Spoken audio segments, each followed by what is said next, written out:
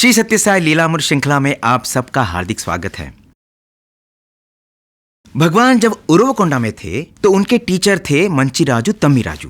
मंचिराजु तम्मीराजु की पत्नी कामेश्वरम्मा थी और कामेश्वरम्मा भगवान से बहुत प्रेम करते थे और स्वामी भी सत्या भी कामेश्वरम्मा को बहुत प्यार से अम्मा पुकारते थे। तो सत्या अक्सर कामेश्वरम्मा के घर जाते थे और जब भी सत्या जाते थे उस घर में बहुत चमत्कार होते थे। एक दिन सत्या ने कामेश्वरम्मा से कहा, मैं तुम्हारे घर जन्माष्टमी के दिन आऊंगा और अपने पूजा कक्ष में तुम मेरे लिए एक पीठम रखो, मैं उस पीठम पर आके बैठूंगा। तो जैसे सत्या ने कहा था कामेश्वरम्मा ने वैसा अरेंजमेंट किया और जन्माष्टमी के दिन सत्या उनके घर में आए और उस पीठ पर बैठ गए। और फिर सत्या ने कामेश्वरम्मा को और मंचिराजु से पूछा, बताओ क्या तुम मेरे पिछले अवतारों के लीलाओं का दर्शन करना चाहते हो? तो उन्होंने कहा, जरूर, हमें उन सब अवतारों के दर्शन दीजिए। तो भगवान ने कहा, ठीक है, तुम बस मुझे देखते रहो। और जब कामेश्वरम्मा और मंचिराजु सत्या को देखते रहे तो उन्होंने देखा उस क्षण में अब सत्या नहीं रहे,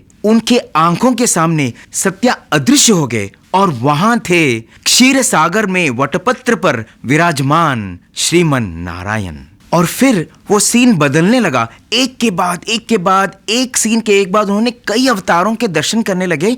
इतना ही नहीं, इस एक अवतार के दर्शन के पूर्व सत्या घोषणा करते थे, अब तुम इस अवतार के दर्शन करने वाले हो। और उसके बाद इस दिव्य दंपति को उस अवतार का दर्शन होता था। उन्होंने गजेंद्र मोक्ष की कथा देखी और उसके बाद श्री कृष्ण पेड़ पर टिक के खड़े हुए बांसुरी बजा रहे हैं। इसके बाद विस्मयकारी कालिया दहन का दर्शन भी उन्होंने किया और फिर लगातार कितने दिव्य दृश्य आते रहे। लक्ष्मी नारायण, राधा कृष्ण, पार्वती परमेश्वर, सीता राम, ये सब दृश्य आने लगे। इसके बाद प्रहलाद का प्रार्थना उन्होंने देखा और भगवान ने कैसे हिरण्यकशिपु का वध किया। उसके बाद परशुराम अवतार, बुद्धावतार भी। बात यहाँ खत्म नहीं हुई। इसके बाद उन्होंने पांडुरंग जी की भव्य दर्शन किया और नारद कैसे भगवान की स्तुति कर रहे हैं, निरंतर कैसे नारद भगवान के गुणगान कर रहे हैं, उन्होंने नारद जी के दर्शन किया। और इसके साथ 10 अवतार, सहस्त्र अवतारों की दर्शन की दृश्य की समाप्ति हुई। ये सारे दृश्य देखकर कामेश्वरम्मा और तम्मीराजु इतने भाव विभोर हो गए थे, वे परमानंद में खो गए थे